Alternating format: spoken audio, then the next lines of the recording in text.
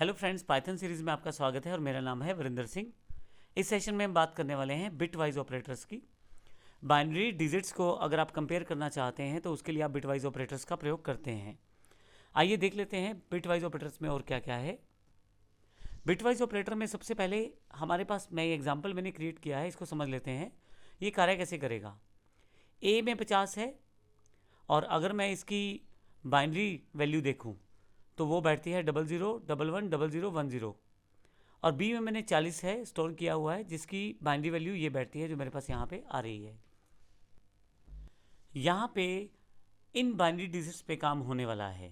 ये जो ऑपरेटर हमारे पास बिटवाइज दिए गए हैं, ये जो हमारे पास बिटवाइज ऑपरेटर दिए गए हैं, सारे के सारे बाइनरी डिजिट्स पे काम करते हैं। आइए देखते हैं कौन से ऑपरेटर हैं, किस तरह से कार्य करेंगे। ऑपरेटर में सबसे पहले एंड ऑपरेटर है जो बाइनरी एंड है। अगर आपके पास इन बाइनरी डिजिट्स में 1 आ जाता है तो आउटपुट आपके पास 1 आ जाएगा, अर्थात जो वैल्यू आपके पास स्टोर रहेगी या जो वैल्यू रिवर्ट होगी या जो आउटपुट आएगा वो 1 के रूप में वापस आने वाला है। इसको मैं इस तरह से बोल देता हूँ, ये एक तरह से ट्रू फॉल्स वाला केस है। जैसे हमने लॉजिकल एंड देखा था, जब सारी कंडीशंस ट्रू रहती है तो आउटपुट ट्रू रहती है, तो इसी तरह से इसमें 1 को आप ट्रू मान सकते हैं। जब दोनों तरफ 1 रहेगा, ए में भी और बी में भी, जब मैं इनकी दोनों तरफ की जो बाइनरी डिजिट्स को मैं इकट्ठा करने की कोशिश करूंगा, दोनों वेरिएबल्स में 1 रहेगा उस पर्टिकुलर बाइनरी डिजिट पे, तो मेरे पास आउटपुट 1 आएगा। देखिए जैसे एग्जांपल, इसका लास्ट डिजिट 0 है तो आउटपुट यहाँ पे 0 आएगा, जो यहाँ पे दिखाया गया है 0। इसका अगला डिजिट 1 है लेकिन इसका अगला डिजिट 0 है, तो ये फिर भी 0 है, क्योंकि हमने देखा था जब दोनों ट्रू केस होते हैं तो ही एंड में ट्रू आता है, अदरवाइज फॉल्स आता है।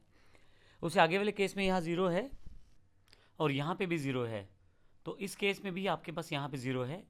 नेक्स्ट केस में यहाँ 0 है और वहाँ 1 है तो भी 0, और अब की बार अगले केस में यहाँ 1 है और वहाँ 0 है तो भी 0। फाइनली ये एक कम्बिनेशन ऐसा है जब दोनों में 1 है, यहाँ भी 1 है और यहाँ भी 1 है, तो ऐसे केस में यहाँ पे 1 आ गया है। और अब इसका अर्थ ये हुआ कि जब ए एंड बी को करेंगे तो जो वैल्यू कंपैरिजन हुआ है वो बाइनरी डिजिट्स के ऊपर हुआ है। आप ध्यान रखिएगा, 50 और 40 जो हैं ये डेसिमल वैल्यूज़ हैं, लेकिन जो यहाँ पे ए की बाइनरी वैल्यूज़ दी गई है इसको कंपेयर किया गया है बी की बाइनरी वैल्यू से, और उसके पश्चात जो रिजल्ट आया है वो एक्चुअल में तो आपके पास यहाँ बाइनरी डिजिट्स में आया है, जो कि आपके पास ये वैल्यू बैठती है 10000000, लेकिन अगर आप इसको डेसिमल में कन्वर्ट करें तो 32 बैठता है। तो इस तरह से ए और बी को अगर एंड कर दिया जाए, यानी कि एंड ऑपरेटर से कंपेयर किया जाए, तो जब दोनों तरफ 1 रहेगा तो आउटपुट 1 आएगा, अन्यथा आपके पास आउटपुट 0 आएगा। और फिर से अगर आप देखें तो इसे जो आउटपुट आया है ए एंड बी की बिट्स को मैच करके उसे फिर से डेसिमल में कन्वर्ट कर दिया गया है। आप अगर यहाँ से डेसिमल कन्वर्जन चाहते हैं या बाइनरी कन्वर्जन को ना समझ पा रहे हो तो गूगल पे आप लिखेंगे बाइनरी टू डेसिमल या डेसिमल टू बाइनरी, तो अगर आप बाइनरी टू डेसिमल लिखते हैं तो ये नंबर डालेंगे जब आप बाइनरी डिजिट्स, तो आउटपुट आपके पास डेसिमल में आ जाएगा, यानी कि 50 आ जाएगा।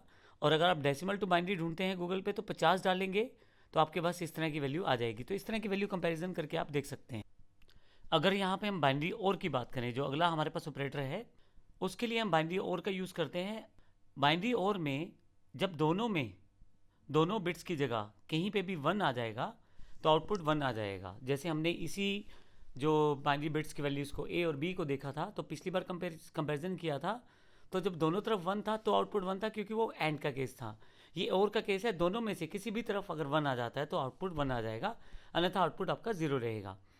जो पहला बाइनरी डिजिट है यहाँ पे वो 0 है और यहाँ भी 0 है, तो आउटपुट आपके पास यहाँ 0 है। दूसरे केस में यहाँ 0 है लेकिन यहाँ 1 है, तो आउटपुट यहाँ पे 1 है। तीसरे केस में यहाँ 0 है और यहाँ भी 0 है, तो आउटपुट 0 है। चौथे केस में यहाँ पे 1 है और यहाँ पे 0 है, तो आउटपुट 1 है, क्योंकि दोनों में से किसी एक जगह 1 होना चाहिए। अगले केस में यहाँ 0 है लेकिन यहाँ पे 1 है, फिर से 1। और तीसरे लास्ट केस में दोनों तरफ 1 है, तो आउटपुट यहाँ पे 1 है। तो इसका अर्थ ये हुआ, दोनों में कहीं भी 1 आता है, दोनों डिजिट्स को कंपेयर करते समय बाइनरी डिजिट्स को, तो आपके पास आउटपुट 1 आ जाएगा। एक 1 होना चाहिए, चाहे वो ए में वैल्यूज़ में आ जाए या बी की वैल्यूज़ में आ जाए, तो आपके पास आउटपुट 1 आ जाएगा। फिर से अगर हम इसको डेसिमल में कन्वर्ट करेंगे तो 61 आउटपुट आ जाएगा। नेक्स्ट ऑपरेटर एक्सोर है।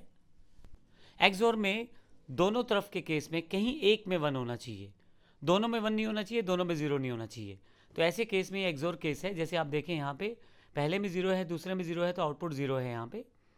यहाँ 0 है और यहाँ 1 है, तो आउटपुट 1 है, क्योंकि मैंने बोला है दोनों 0 नहीं होने चाहिए, दोनों 1 नहीं होने चाहिए, एक 1 कहीं भी हो सकता है। नेक्स्ट में 0 है दोनों तरफ, तो 0 है। फोर्थ केस में यहाँ आपके पास 1 है, लेकिन यहाँ 0 है, तो आउटपुट फिर से 1 है। उसके पश्चात आपके पास फिर 0 है और फिर यहाँ पे 1 है, तो फिर 1 है। लास्ट वाले केस में दोनों 1 है, दोनों 1 होने के केस में यहाँ पे 0 है। तो ध्यान रखिएगा, दोनों केसेस में एक साइड पे 1 होना ज़रूरी है, इसीलिए इसे एक्सओर कहते हैं, एक्सक्लूसिव और कहते हैं इसे।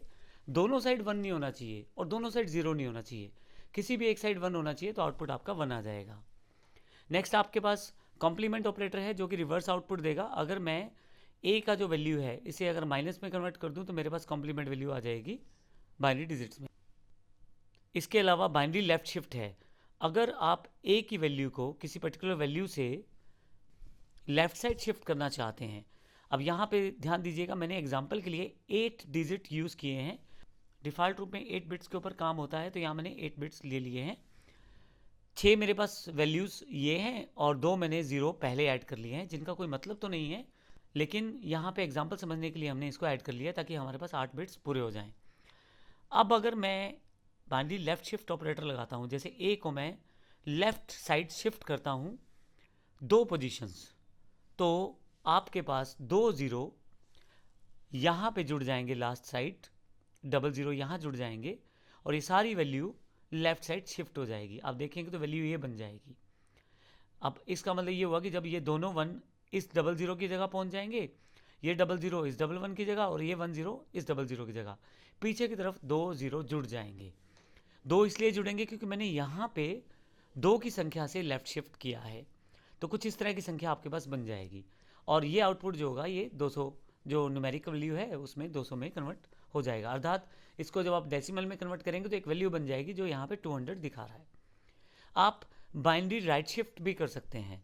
अगर आप राइट शिफ्ट की बात करें तो यहाँ पे फिर से मैंने 2 से राइट शिफ्ट किया है, 2 संख्याओं से, 2 बाइनरी डिजिट से, तो डिफ़ॉल्ट रूप में 0 ऐड हो जाएगा। अब की बार आप समझिएगा, यहाँ से मैं लेफ़्ट से राइट की तरफ शिफ्ट कर रहा हूँ, तो सभी संख्याएं 2 उस तरफ बढ़ रही हैं, तो यहाँ 10 की जगह 00 आ जाएगा और 00 की जगह 11 आ जाएगा और 11 की जगह 00 आ जाएगा। तो ये मैंने यहाँ पे से शिफ्ट कर दिया है। तो इस तरह से इसे मैं यूज़ कर सकता हूँ और इसका जो आउटपुट आएगा वहाँ पे शो किया गया है। इस एग्जाम्पल में मैंने बिटवाइज ऑपरेटर को एक प्रोसेस के रूप में समझाया है किस तरह से काम करते हैं। नेक्स्ट सेशन में हम इसका प्रैक्टिकल एग्जाम्पल देखेंगे किस तरह से इसे हम कर सकते हैं। धन्यवाद।